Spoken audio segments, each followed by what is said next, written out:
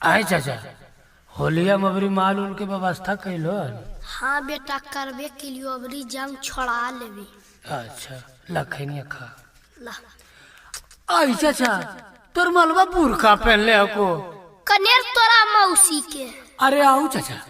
अरे हाँ बेटा तो आएंगे होलिया बुरका पहन ले कौची हलोगे।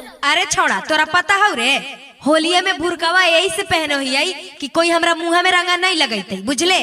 तो आएंगे तोरा मौसी के ऐसा कावम तो मुसलमाना रंग के चल जैतो। अरे कैसे रे तले सुन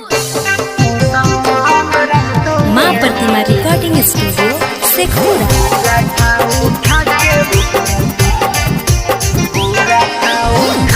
मिक्स बाय शैलेंद्र बाबू।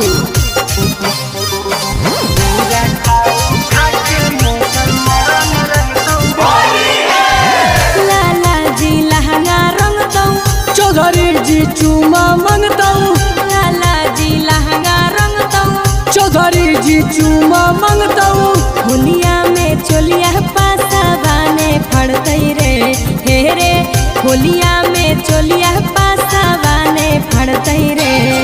आगे ढोढ़िया पर चुमाया हीरान मांगता गे। अच्छा बुरा का उठा के मुसलमान रंगता गे। बुरा का उठा के मुसलमान रंगता गे।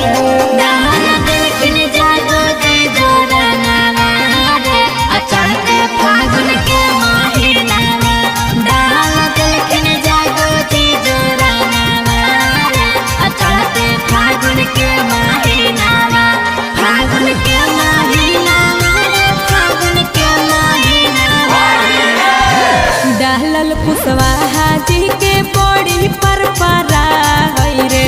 यादो जी तोरा छौड़े तनी को नहीं भूला होगे। कैसे रे ऐसे गे की दहलल कुशवाहा जी के बड़ी पर परा है रे। जादो जी तोरा छौड़े तनी को नहीं भूला हो। अरे छोड़ा पतरा सुनाई पड़े खाहो।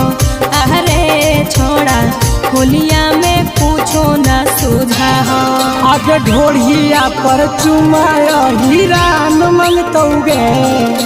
बुरा का उठा के मुसलमान रंगता गे। बुरा का उठा के मुसलमान रंगता गे।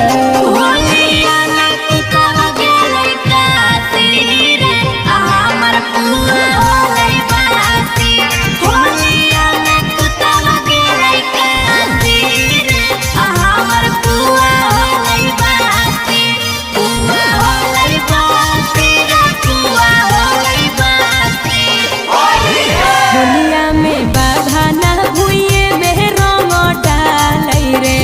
फूला पुआ अपन हमारा खिलावेंगे। होलिया में धोबिया हमरा धोके रंग डालै रे। फूला पुआ अपन हमारा खिलावे। अरे छोड़ा रंगा सलेंदरा कौची करते। अरे छोड़ा कैसे के रंगा वाला गईते। आगे ढोढ़िया पर चुमाया हीरान मांगता गे। अरे बुरा का उठा के मुसलमान रंगता गे। बुरा का उठा के मुसलमान रंगता गे। लोला पूछ दे आगे देख लो।